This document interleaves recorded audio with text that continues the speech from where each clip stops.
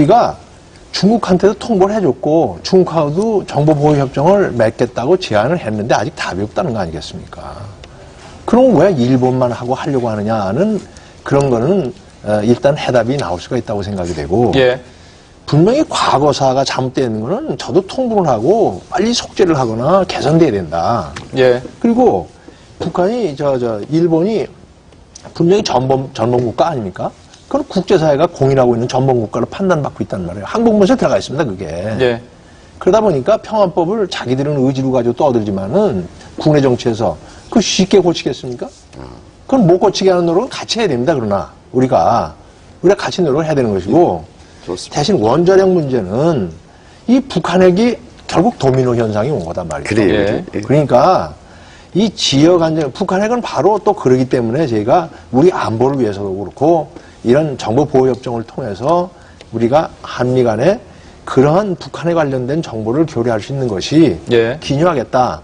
그러니까 자꾸 확대 해석을 해서 국민한테 이게 오해가 예. 되는 부분은 우리가 진짜 사실 지도층 입장에서 보면 예. 그거는 자제될 행동이 아닌가. 그러니까 오늘 토론의 핵심은 축소냐 확대냐 뭐 이렇게 갈 수 있을 것 같은데요. 아니, 확대가 잠깐만인데 일단 뭐 축소라 확대라고 주장을 하시니까요. 근데 뭐 정부는 그런 입장을 밝혔어요. 앞으로 국회와 국민을 상대로 설득하는 그 과정을 거치겠다라고 얘기를 했는데 자 그렇다면 이 문제에 대한 그 국민적인 합의 그리고 국회의 어떤 그 동의를 얻기 위한 그 과정을 어떻게 하는 것이 필요하다고 보시는지 이제 그 부분에 관한 또 토론이 필요할 것 같습니다. 전문가들 의견 한번 들어볼까요? 김 교수님?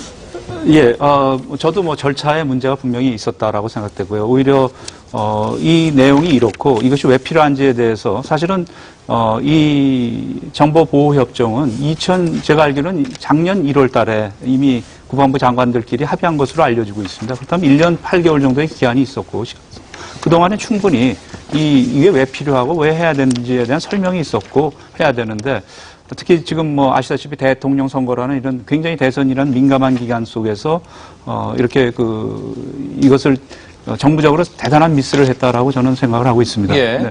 그러면 결국은 이것은 앞으로 어떻게 할 거냐는 거죠. 저는 투명성 있게 설명해 나가는 것이 굉장히 중요하다고 생각하고요. 예. 그리고 한 가지 제가 좀 말씀드리고 싶은 것은 지금 저희 나라도 경제 성장을 이제 많이 해왔습니다. 그래서 어떤 의미에서는 저출산 고령화 사회가 돼가지고 그 성장이 거의 지금 이제 그 성장 엔진이 거의 이제 고갈되고 있습니다. 일본이 20년 전 정도에 지금 우리가 도달해 와 있습니다.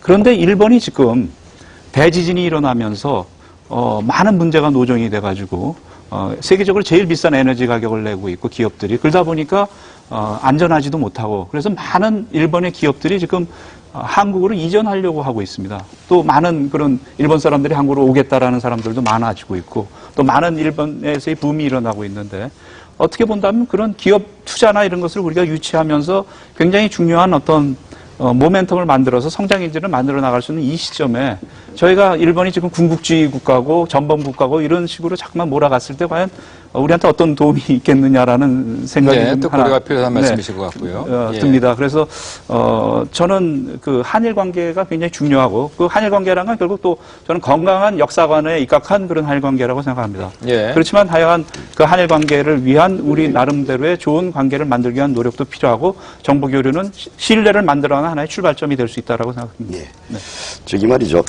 저는 이렇게 생각합니다. 이 일본과 우리 특수관계라고 했는데 우리 옆나라 벗이죠. 그래서 그런데 그 잘못된 역사인식, 잘못된 생각 가진 사람이 일본을 좌지우지해가지고 그 나쁜 길로 일본이라는 나라가 가면 안 되죠. 그래서 지금 군국주의화 돼 있다는 얘기 아니라 군국주의화 시키는 세력이 구구 세력이 있습니다. 여기에 이제 우리가 그냥 일본의 좋은 친구가 되자. 이게 아구가 되지 말고 이 좋은 친구가 되자. 일본이 다시 국제화의 길로 가면 안 된다는 얘기야. 이건 일본 국가를 위해서도 그렇고 우리 한반도를 위해서도 그렇고 아시아 전체를 위해서 그렇다. 그래서 자꾸 우리가 일본 그 재무장 군사대국화에 우리가 부추기는 꼴은 하지 말자 이 얘기를 하고 싶고요. 앞으로의 논의 과정을 여쭈었거든요. 그다음에 이건 공론화 돼야 됩니다.